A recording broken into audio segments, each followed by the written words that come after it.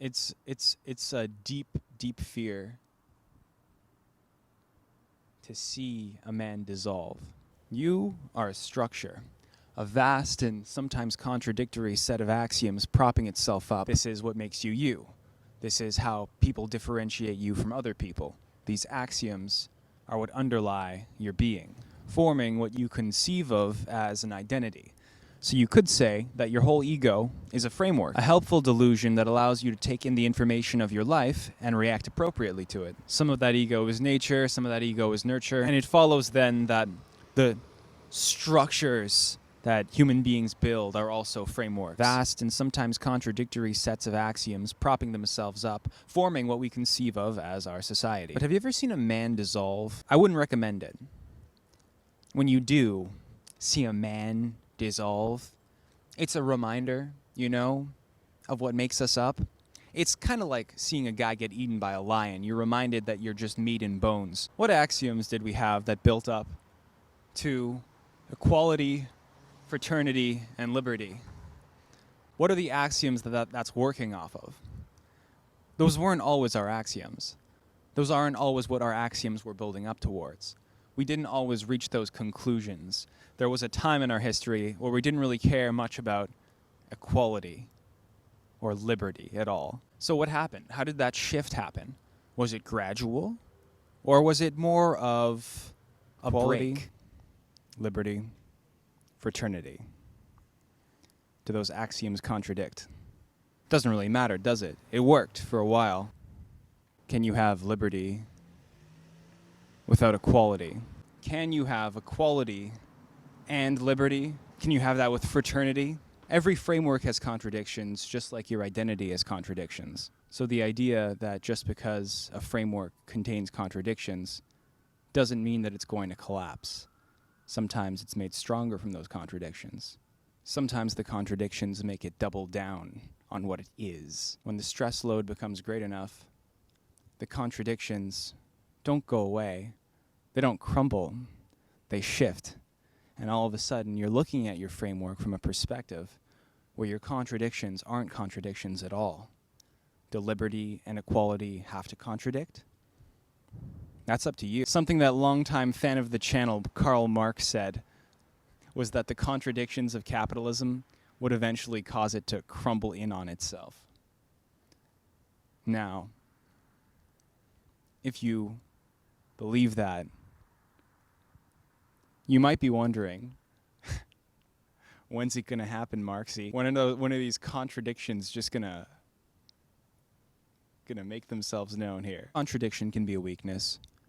It can also be a strength. Right now, we are teetering somewhere on the edge between doubling down and breaking down. I'm not gonna pretend like I'm smart enough to know which one is which. Whenever police sirens go by, when I'm in a place that I'm even a little not supposed to be in, you might associate psychosis with going crazy. But really, it's more of like a radical reframing of a perspective. You don't really want to open the floodgates of how many things that your brain can believe and then how many ways it can believe it. Make no mistake, a person going through a psychotic break is crazy, okay? They're fucking insane. That's their textbook insane. And I hate to say, but, because I don't want to glorify that. They're insane. But their insanity never is meaningless.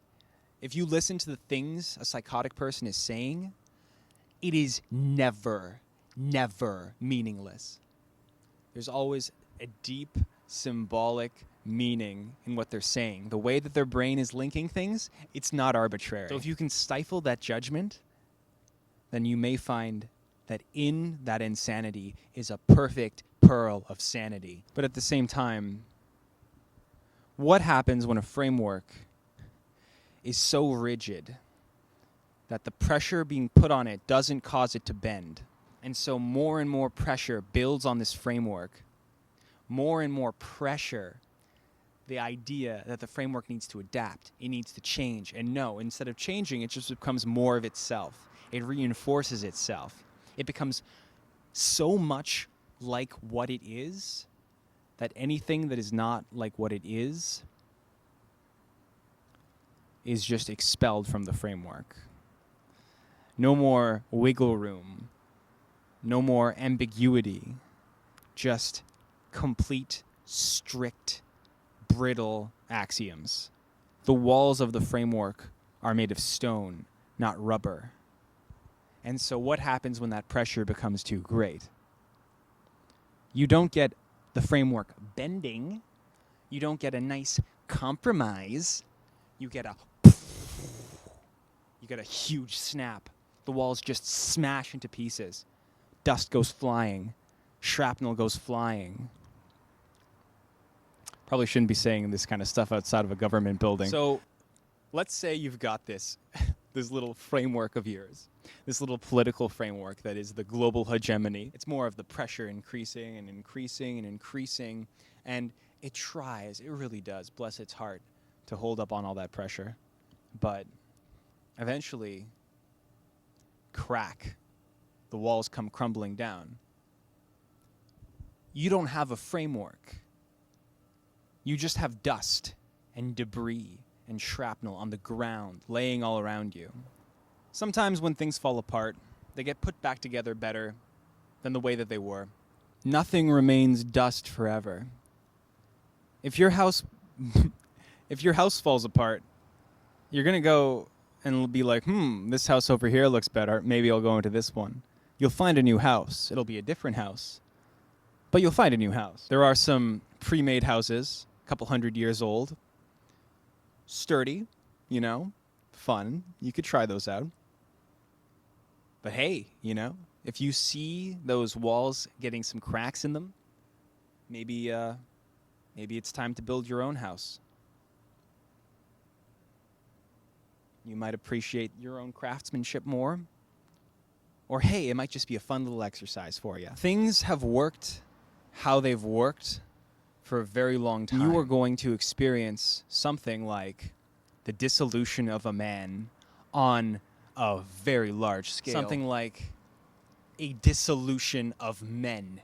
Once you become aware of edges, you have one of three options. One, you can forget about them and return to the life that you had before, trying to not see the edges in everything.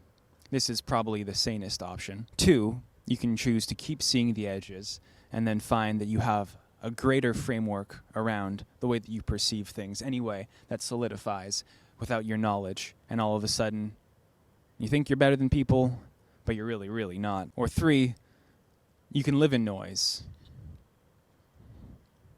And some people might even find that noise to be comforting. They might like listening to the sound of static. This too is a framework, of course. I speak delusion, but some delusions allow us to draw helpful conclusions. So I'll ask you again, have you ever seen a man dissolve? I wouldn't recommend it.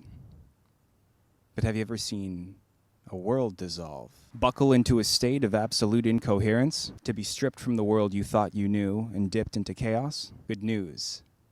That one I would heartily recommend. From the movie Joker.